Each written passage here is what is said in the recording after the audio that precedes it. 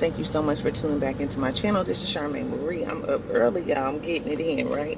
So listen, I'm reading John 15, right? And it says that I am the true vine and my Father is the vine dresser. Every branch in me that does not bear fruit, he takes away. And every branch that does bear fruit, he prunes, right? That it may bear more fruit. He says, already you are clean because of the word that I have spoken to you. He says, abide in me and I in you, as the branch cannot bear fruit by itself unless it abides in the vine. Neither can you unless you abide in me. Okay? He says, I am the vine, you are the branches. Whoever abides in me and I in him, he it is that bears much fruit. Okay? He said, for apart from me, you can do nothing. So he's telling us right here in the word that without him, we can do nothing, okay?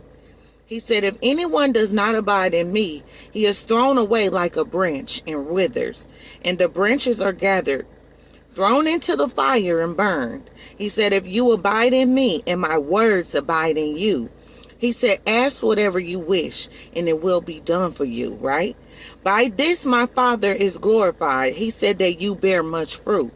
And so prove to be my disciples, right? He wants you to bear fruit. It's God's will that you bear much fruit. But he says, though, apart from him, you can do nothing, right? So you got to make sure that you abide in God and his word abide in you in order to bear much fruit, right? So then it says, as the Father has loved me, he says, so I have loved you.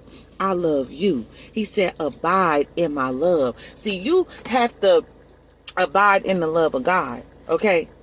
See, I'm not talking about love from people. I'm talking about agape love from God, unconditional love. He said, abide in my love. He told you to abide in his love, right?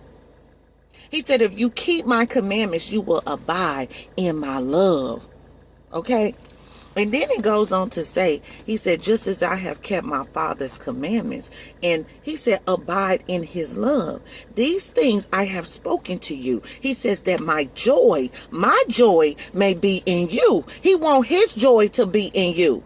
Okay? He said, and that your joy may be full, right? And then it goes on to say, this is my commandment, that you love one another as I have loved you. He said, greater love has no one than this, that someone laid down his life for his friends. How many people you know that'll lay down their life for you? Okay, I'm laying down my life for y'all right now by coming on here, by reading the word of God, because God sent his word to heal us and to deliver us from our destructions. I had to sacrifice my whole life for this.